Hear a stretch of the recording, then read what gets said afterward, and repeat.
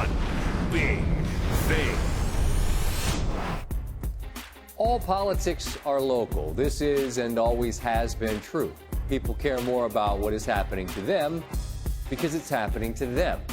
When you see something on the news about wildfires out west or Harvey bearing down on Texas, you might give it a moment's thought, maybe contribute to a relief fund, but then you move on to, what do I want for dinner?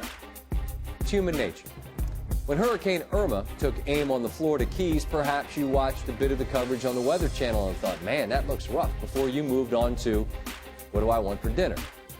I had a harder time with dinner, with eating a whole lot at all, because Irma's politics were local. For more than 30 years, the Keys have been a part of my life, my family's life. We have a home there. Yes, it's a second home. It's not where I live. It's not a necessity. It's just stuff. And I want to be clear, I know that. But what it represents has no value. It's a state of mind, a place that ties generations, both old and brand new. I couldn't take my eyes off the eye, wondering if it was going to erase that place off the face of the earth and take that state of mind with it.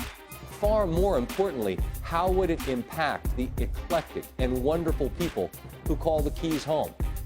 There's still very little I know beyond the fact it seems our community mostly escaped the worst of it, I think, but details remain sketchy.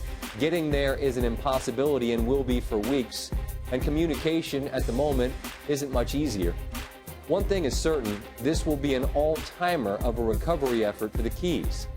Yet, I saw a headline on Monday morning as the stock market was way up that the cause was damage reports from Irma weren't as bad as anticipated. Oh, this afternoon, my father-in-law had to be rescued from his home in Jacksonville because the St. Johns River was in his living room. 400 miles and a day later, Irma was still wreaking havoc on people and places I love. A storm as big as the entire state of Florida at its peak that left a trail of destruction in its path. I'm glad it wasn't as bad as some thought it might be, but when something like this visits you, your perspective on all of it takes on a very different clarity.